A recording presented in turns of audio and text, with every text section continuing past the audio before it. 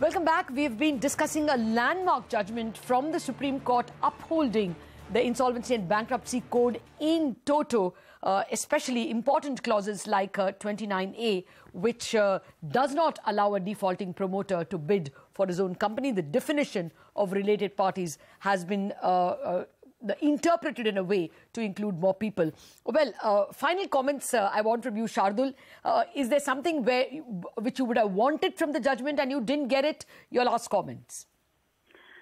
I think there is some confusion evolving at the NCLAT as to treat secured creditors and unsecured creditors at par, because the financial creditors, in terms of process, includes both unsecured financial creditors and secured financial creditors.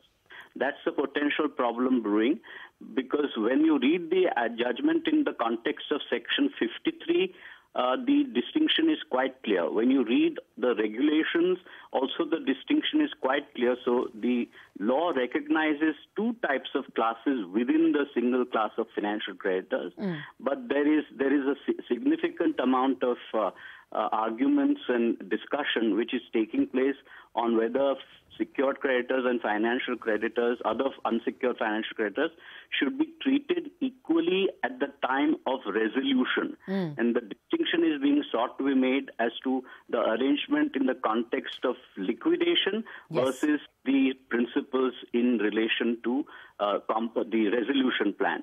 I think this was one aspect. If the Supreme Court had covered, then it would have resolved a lot of issues which are in the making. And it will probably need another decision of the Supreme Court to try and extend that, because I think it's unstateable that secured creditors are to be treated inferior or equal to unsecured financial creditors. So this is something which I would have liked to see in the judgment. Okay. Behram? Anything more you would have wanted from the judgment, Behram? No, I think, as I say, I reiterate my delight. Just that small point, as I said, if 12A, the timing had been laid out a little more clearly, but I think it's terrific. And there's, I think, even direction that we need more NCLATs, and a 6-month period has been given, so that is also a crying need, that the infrastructure keeps up, otherwise the delays will start plaguing us.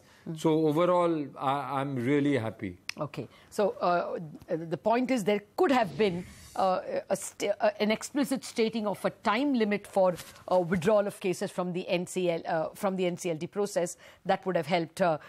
Umarji, any final thoughts in terms of where the judgment could have abetted the case of insolvency, or any other comments on the judgment?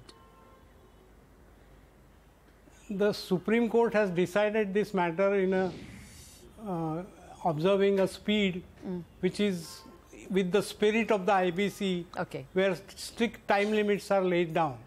That will send a message to all the authorities that these time limits are to be observed, because Supreme Court itself has tried to speed up the matter as much as possible. And the other issue involved is that there is going to be a new culture of honoring commitments to pay on time has already set in. It will be further strengthened by this declaration of the law as constitutionally valid. And efforts to obstruct the processes by filing writ petitions and other challenges to the provisions of the law, etc., will stop. And the companies will have to start making payments on time. There will also be, in my view, on the part of all the borrowers of the system, a cautious effort to ensure that the borrowing is restricted to their capacity to repay. And indiscriminate borrowing for making payment to one bank, you borrow from other bank, these kind of practices were prevalent, they will stop. And it will be for the benefit of the banking industry. Okay, absolutely. I think, Mr. Umarji, the court says that very strongly in its own words, which Shardul quoted. The defaulter's paradise is lost. In its place, the economy's rightful position has been regained. I think those are legendary words, words that perhaps will be repeated over and over again. Shardul Shroff, Behram Vakil and Mr. Umarji, thank you very much for joining me in analysing this seminal 150-page verdict that's come from the Apex Court. The key takeaways, and for me the most important one, is that economic legislation is something that a court will not interfere with unless there is a miscarriage of justice. And that will mean there is a very good chance that the Reserve Bank's February 12th circular will also be upheld. We will get to know of that on February 4th.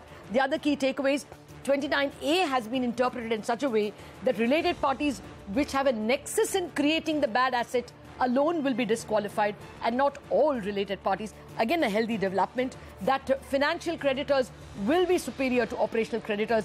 Again, a positive for the banks. And finally, the one issue that our experts are pointing out, 12A, which allows you to withdraw a case from the NCLT, could have got a time limit. That would have helped. That's not there. Maybe future case law will develop that. As well, the distinction between secure and unsecured creditors could have been commented upon by the Supreme Court. That too would have stopped a lot of unwarranted litigation in the lower courts. But maybe, hopefully, that will come in future judgments. That's a wrap on this landmark verdict by the Apex Court. Thank you very much for joining.